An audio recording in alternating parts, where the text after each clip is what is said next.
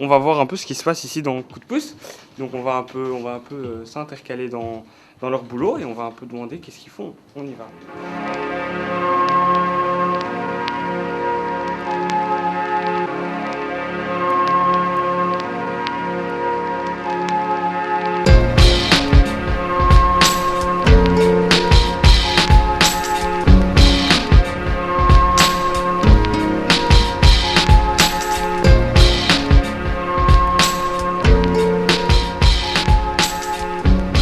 Que représente Coup de pouce pour vous? Coup de pouce invite tout le monde à créer un message à travers la vidéo. Enfin, chacun doit être amené à dire quelque chose à la société, aux gens, n'importe quoi, sur ce qu'il ressent, et alors le faire à travers une vidéo. Est-ce que tu peux te présenter et nous expliquer un peu ton projet, s'il te plaît? Je m'appelle Alexandra et j'ai décidé de faire un projet vidéo sur la différence de culture. Marco, tu veux présenter Marco? Marco, c'est qui? C'est qui Marco? C'est un SDF, ancien toxicomane, Pour toi, c'est quoi cette diversité? Mais eux, ils vont dire très général. dans un squat. Parce que quand tu leur personne avec toi, vraiment, comment tu le vis quoi? Donc on faisait du graffiti dans les squats, c'est comme ça qu'on l'a rencontré. Ouais. Arrêtez les critiques, je sais, je vais le refaire. Justement, je vais le refaire. Mais c'est super! Et Solidarité pour vous? C'est une association créée pour les jeunes de 15 à 25. Ouais. 15 à 25, oui. C'est pour faire une année de volontariat. Et donc voilà. Partiellement les volontariats, partiellement en formation pour pouvoir développer les capacités. Alexandra. Lorsqu'on pense à elle, souriante est le premier mot qui nous vient à la bouche. Demoiselle coquette qui n'aime pas être prise en photo, elle exerce d'ailleurs un droit de veto sur l'utilisation de son image. Depuis fin septembre, Alexandra nous fait profiter du plaisir de sa compagnie, avec de temps à autre des moments d'absence. Elle aime particulièrement les activités de rencontre et l'animation des enfants. Être à l'extérieur par tous les temps vêtue de sa superbe salopette bleue et d'une paire de bottes est pour elle beaucoup moins agréable. Le réveil est parfois difficile, surtout lorsque le menu proposé par Solidarité est moins à son goût.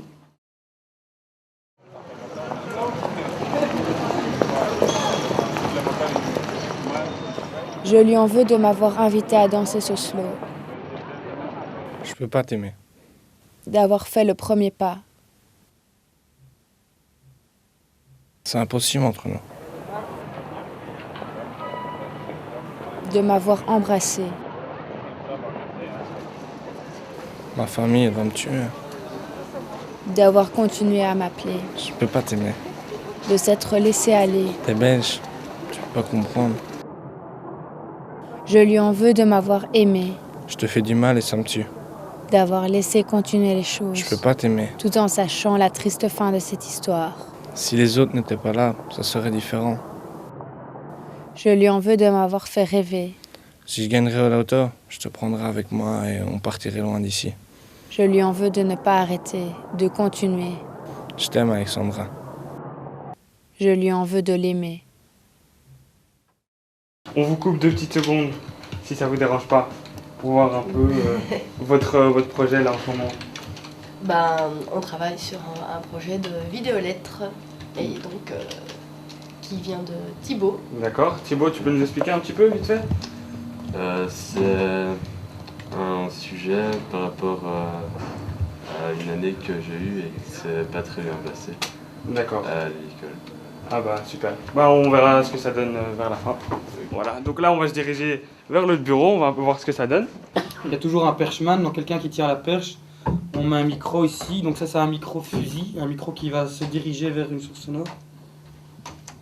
Et on va aller percher, on va aller choper le son en fait quoi. On va aller choper le son où on veut, donc il faut vraiment prendre ça comme un laser. Axel en quelques mots. Peu bavard au départ, beaucoup moins à l'arrivée. Il aime être en groupe et a trouvé une place de choix dans notre équipe. Axel aime particulièrement les chantiers manuels. Il faut que ça bouge. Il sait ce qu'il veut ce jour-là. En dehors de ces occasionnelles baisses de régime, Elle, c'est en train de filmer là en fait. Axel est toujours prêt à s'investir dans son travail. Il est courageux et ne réchigne jamais à donner un coup de main à l'équipe. Quand j'avais 15 ans, j'étais allé là avec un pote pour graffer. La première fois que je l'ai vu, Il était torse nu et il a une grande cicatrice sur son bite. Et en fait, il avait une masse à la main, donc j'ai un peu eu peur. Et il y avait son chien aussi. C'est un molosse, quoi. Bon, ben Marco, tu pourrais te présenter? Ouais, Marco. Présente-toi en quelques mots, quoi.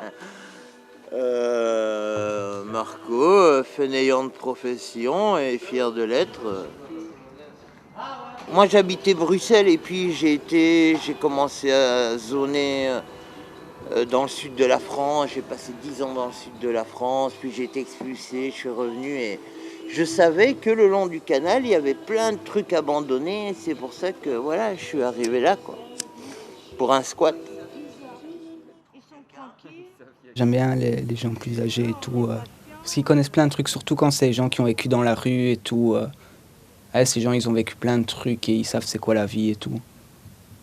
Enfin, même s'il a jamais travaillé ou quoi. C'est bien parce qu'on peut parler de tout avec lui et tout. On parle de politique, de musique, de la société. On parle de tout en fait. Parce que tu vois, il écoute Europe 1, donc il connaît plein de trucs et tout. Tu vois. C'est quand que tu as commencé à te défoncer? 12 ans, c'était pas le cannabis, c'était plutôt du sassi ou bien de la colle. Les premiers verres et tous les premières cuites, tout ça? 15 ans. 15 ans? Ouais. Et le cannabis? Cannabis, 14, 13. Dès que j'ai commencé à fumer la cigarette, il n'y a pas fallu longtemps avant que je fumais un jour. Et dans la dure, c'est quoi que tu as pris en premier? La brune. La brune? La brune. En 87. À ce moment-là, j'étais à Bruxelles. J'avais une gamine de 2 ans et puis j'ai commencé à vendre un peu de shit et puis à force de vendre du shit, il y a des gens qui m'ont demandé si je savais pas avoir un peu plus fort. J'ai demandé à mon dealer, il y avait moyen et puis ça a commencé à partir comme ça, quoi. C'est comme ça que tu as commencé à prendre? Ouais.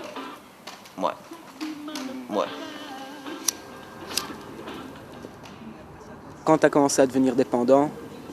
Toi, tant que t'es pas en manque, tu sais pas c'est quoi, tu te dis, je connais pas et tout, mais quand ça t'arrive, tu te dis, ah, c'est ça le manque. Là, t'es malade, là. Tu sais qu'il te faut un shoot. Il te faut ça pour être normal. Tu sais, tu vis que pour ça. Tout ton argent, après tu deviens voleur parce que tu n'as plus assez d'argent. Tu fais plein de conneries, même des braquages. Tu vas braquer des vieilles dames, tu voles ta mère, tu vas voler.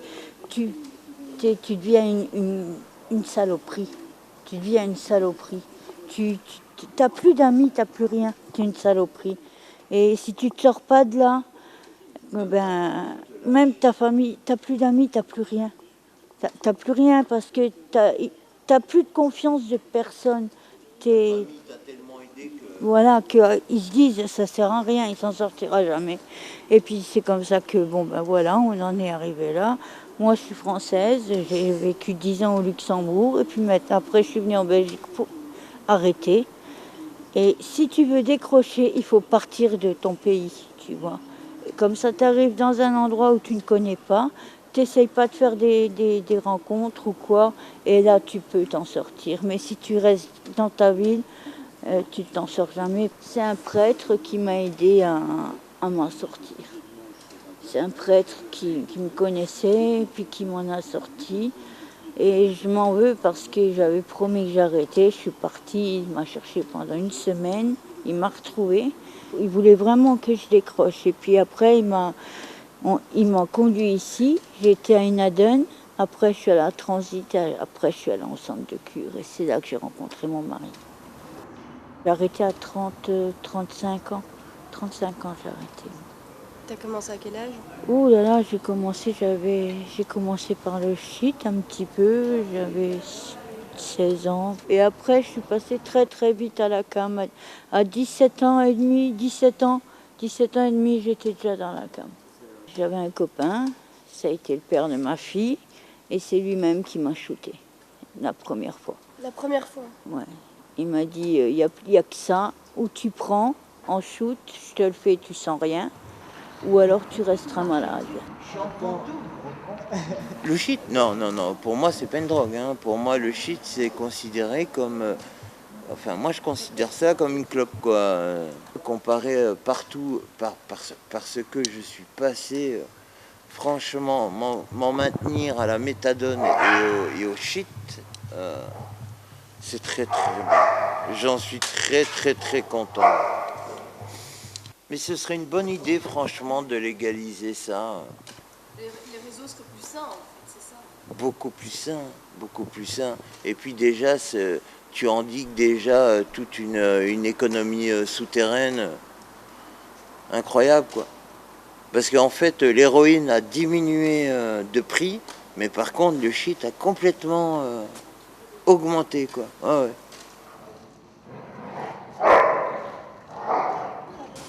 Et c'est dommage parce que les gamins maintenant, ils vont de plus en plus là-dessus. Ils prennent de la saloperie parce que c'est de la saloperie.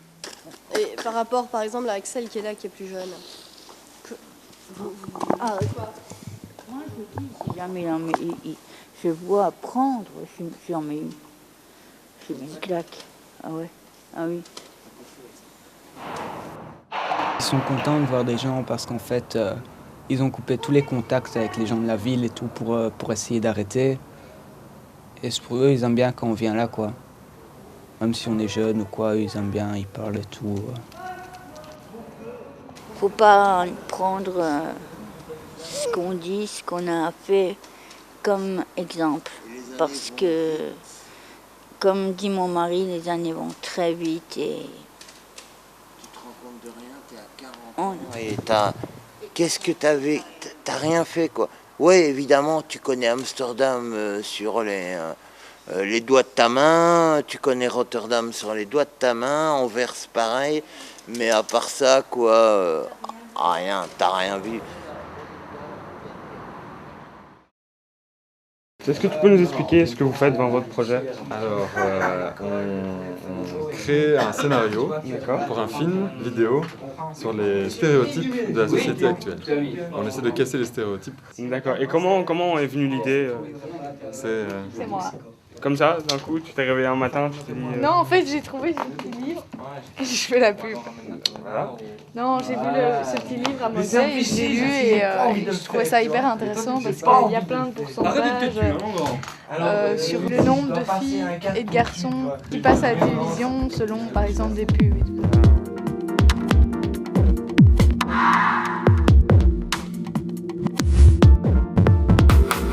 D'année siffler là-haut sur la colline de la tour avec un petit bouquet d'égantines. Arrivé fin octobre, début novembre, Thibaut est à première vue quelqu'un de réservé, peu bavard le gaillard. Mais petit à petit, il a pris sa place dans l'équipe. Il est vraiment apprécié pour son calme et son humour. Thibaut est respectueux des autres, ouvert aux différences. Ses talents se dévoilent avec le temps, entre autres par ses jolis coups de crayon, mais sans doute que beaucoup reste encore à découvrir.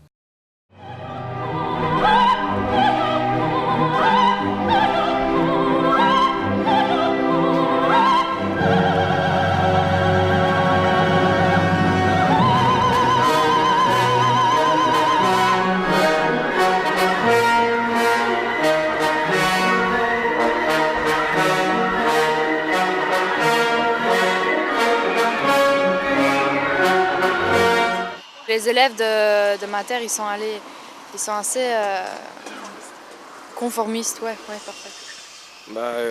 Quand il y en a un qui n'est pas comme tout le monde, on le montre du doigt systématiquement, on se dit tiens, celui-là est, entre guillemets bizarre parce qu'il est pas comme tout le monde, il pense. C'est hyper dommage vu comme ça. Ouais, on le sait, moi je sais. Ouais, mais c'est hyper dommage. Dès qu'il y en a un qui est un peu en dehors des limites vestimentaires. Marginal. Ouais, marginal.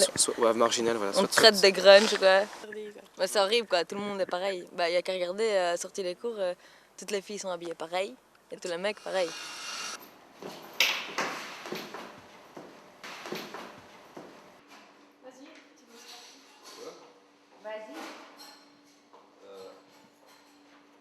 Titre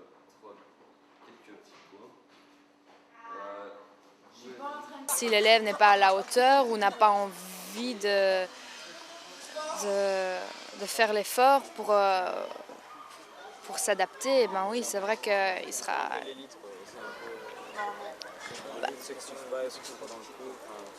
Bah oui.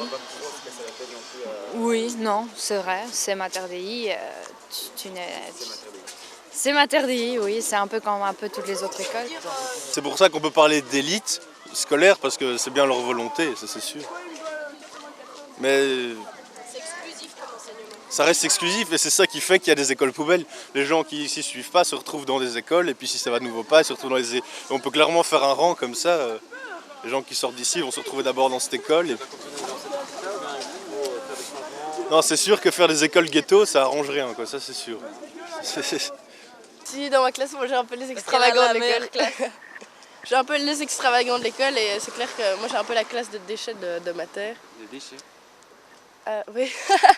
Non, mais en fait, je sais ce que je suis en technique de transition. C'est la seule classe de technique.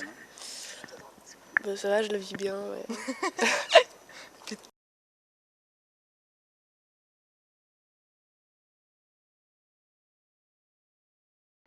Moi je trouve que ça fait un peu trop... Voilà, dans l'autre sens. Ah, on va pas après les prisons. Vas-y, vas-y. Il y a encore une dernière fois par là. Par exemple, moi je parraine un qui devrait être en 3e et qui est sa 2e, donc je l'aide à refaire ses cours. Il me pose des questions, des choses qu'il n'a pas compris, donc moi je l'aide pour ça à mieux gérer sa 2e quoi. Voilà, pour ça, ceux qui sont moins bons maintenant, ils sont déjà plus encadrés par les profs et par des rétos qui veulent bien s'occuper d'eux en tout cas. C'est toi qui as choisi de venir ici? Ou sont tes parents? Ou parce que c'était pas de Parce que mes 2 sœurs sont venues ici avant et le choix pour ma première sœur c'est fait parce qu'il y a des copines qui sont venues ici. Je pense qu'on dit qu'il y a un certain niveau de vie pour la plupart des gens dans cette école parce que c'est dans le quartier et que c'est un quartier ici hyper aisé, des gens qui ont des moyens. Et on ne vient pas non plus de Wallonie jusqu'à Materdie. Je me suis ramené début de l'année avec un chapeau mode texan, un peu pour rire quoi. Et je me suis retrouvé dans le bureau du sous-directeur. Il m'a dit en gros, tu mets plus ce truc-là, j'ai discuté avec lui et pour lui c'est clair que si je mettais ce chapeau, tout le monde allait commencer à en mettre et qu'il fallait fixer des limites, sinon on ne sait jamais où on va. C'est sûr que poser des limites, c'est restreindre un maximum pour éviter les exceptions et qui créent des précédents et que ça avance et que ça amène à des situations problématiques. Si Thibaut rentrait maintenant dans l'école comme ça, il se fait jeter. quelles seraient les réactions? Il se fait violemment jeter, mais par les éducateurs. Ouais. Et Déjà même par les élèves, ils seraient regrettés. Non, mais même les éducateurs, ils te laisseraient pas rentrer. Ouais, ça. Ils vont pas jusqu'à mettre des bâtons dans les roues dès le début parce que tu corresponds pas au cadre. Si ça suit clairement au niveau des résultats scolaires, et c'est évidemment ici c'est une école élitiste entre guillemets, mais il y a bien pire dans Bruxelles. Ils veulent garder un certain niveau et si tu remplis pas ce niveau, enfin voilà, tu changes d'école et c'est comme ça que ça se passe. D'office, les éducateurs vont aller sur toi, ils vont te dire écoute, non, parce que je pense qu'ils ont peur que ça provoque déjà. Peut-être qu'il y a des élèves qui vont se dire ok, lui il peut faire ça, pourquoi pas moi, tu vois, et peut-être qu'ils vont se réveiller, entre autres. Peut-être qu'ils n'ont pas envie de ça, quoi. On réveille un autre style qu'on pourrait... Parce que moi, quand je viens à l'école, je m'habille pas comme je veux m'habiller, enfin. Parce que tu sais qu'à l'école, ils te permettent pas vraiment de t'habiller comme... Enfin, Tu t'habillerais comment si tu pouvais? Moi, chez moi, je suis pas du tout habillée comme ça. Je suis habillée en sarouel, un truc beaucoup plus... Ah oui, ok. Mais je peux pas ici, on m'a déjà dit... Tu vois? Il faudrait voir, est-ce qu'il y a un cas de quelqu'un qui se comporte complètement différemment des autres, qui a un style hyper excentrique, mais qui cartonne à l'école. Je pense que lui n'aura aucun problème à l'école. Non, ça c'est clair. Je pense vraiment. C'est clair. Je pense vraiment. En général, tu te retrouves dehors parce que tu n'as pas suivi au niveau des résultats. Le problème, c'est... Et il y a un facteur de corrélation peut-être entre le fait de se démarquer complètement d'un point de vue vestimentaire et rien foutre à l'école. Il y a peut-être un lien entre les deux.